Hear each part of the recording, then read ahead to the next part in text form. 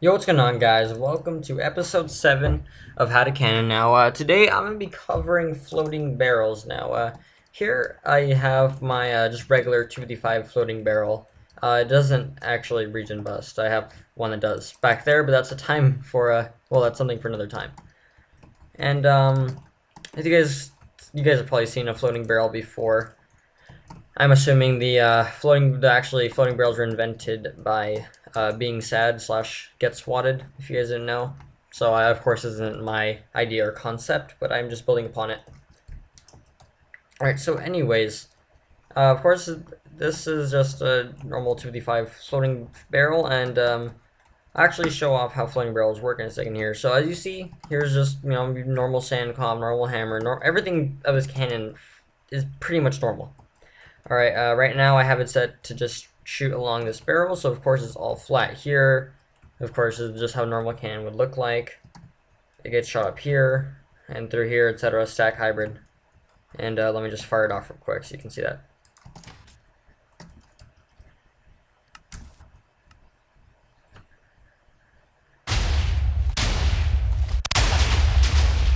Alright, so yeah, that did everything nicely. Looks like my one-shot timing's off, actually. I'll just do that. Alright, so anyways, you see that worked perfectly fine. I'm actually going to have to roll edit that back in, though, because that's not where the center of the barrel is, which I'll explain. Alright, so basically from the hole I made here, oh, well, let me undo that real quick so I can actually demonstrate. So from the hole I made here, normally it would be like on a 3-tick hammer, on a, so you'd probably be able to shoot there and there. But of course, you can shoot 2 more blocks to the right, but, I don't really have 2 more blocks to the right to shoot through, but I can reach almost to the edge of this barrel. Of course, that's why I have to shift over a little bit more. So the center of the barrel would actually be right here, so it makes the hole wide enough so you can shoot at any point here. So if you're cannoning, you would not have these blocks here. And if you guys didn't see that whole little piston thing on the side, I can easily just come over here, retract that, and I didn't have them in for whatever reason. There we go. I don't believe I have one there. Nope, I do. I don't. So trapdoors go right there. Now, the reason the trapdoors work like that is because they're kind of like less than a block, so it does weird things with velocity, etc. Like the difference between having a slab and a ladder. It changes entity velocity in weird ways. For whatever reason, Minecraft decided to do that, and I actually cannot have these. Crap, is that slab? Yeah. I actually cannot have these blocks here, or else then of course the sand's right here. So a lot of the explosion and power from this is not actually being correctly dispersed to the sand. So then sometimes I get like sand blocks randomly building up here, or it won't go its full range. So I just can't really have blocks there when doing it like this, which doesn't really matter too much, to be honest. So yeah, sand's getting here, and actually the cool thing is pistons. Now, the way they don't actually push TNT onto this exact block, and it is really white in here, and it's kind of hard to demonstrate when everything's so damn white. So let me get stone slabs in here real quick. Alright, so yeah, pistons will push TNT, but not exactly in this block. It actually will be half in this block, half in that block. So if I was looking at this at a sideways angle, the TNT would be like this, where that block is a slab and that block is a slab. So it's in between.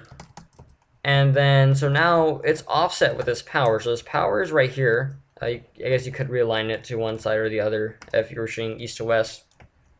Although, interesting concept. I wonder if these cannons work east to west without alignment. I'll play with that later. Yeah, so anyways, so this is now in between these 2 blocks, which means if the TNT explodes there, it's gonna give it a sideways and upwards velocity. So it's gonna go up, but it's also gonna fly sideways. And of course, this is here to stop it, so now it's just gonna continue straight. So it wants to go sideways and forward at the same time. So once it stops going sideways, it just goes forward, stacks, hybrids, etc.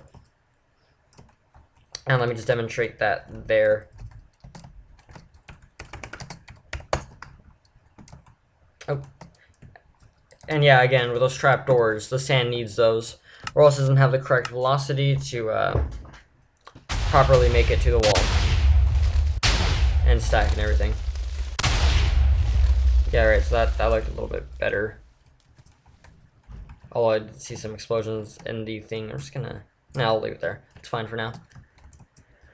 So as you see, now that I turned it on here... looks like me a little bit wider of a hole.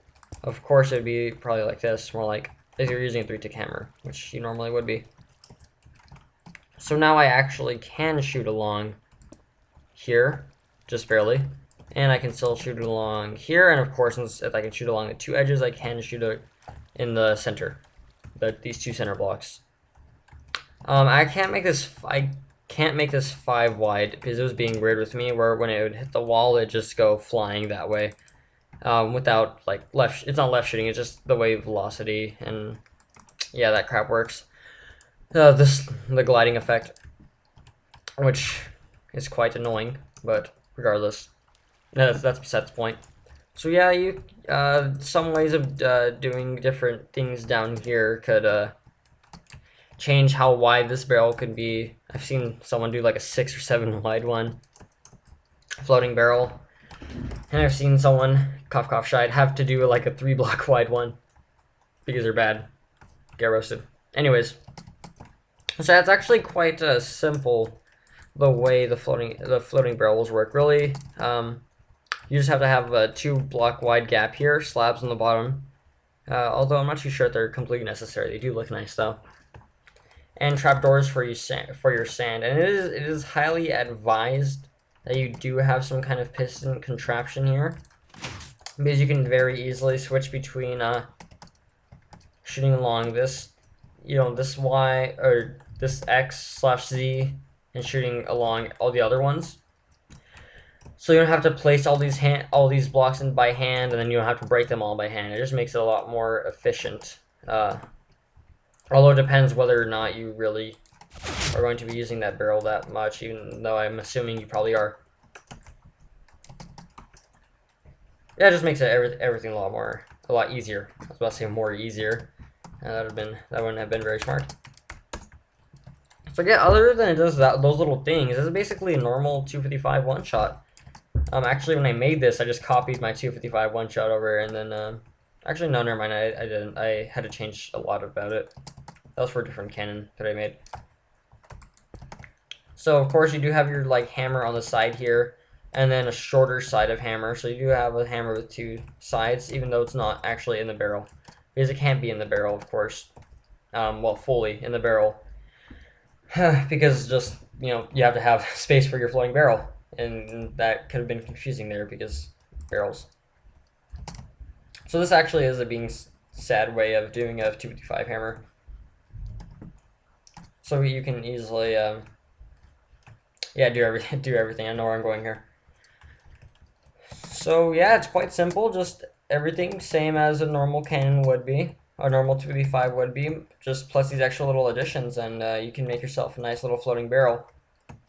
And of course, you can set these up to regen bust.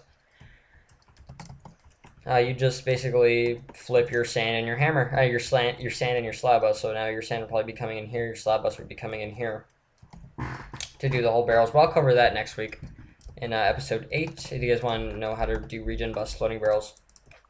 But that's really it, guys. Not much to it. Kind of shorter episode today, hopefully. That's really all there is to it. Hope you guys learned a thing or two. If you still have any questions, make sure to comment down below. I'll make sure to answer them. And regardless, thank you guys for watching, and I'll see you guys next week. Peace.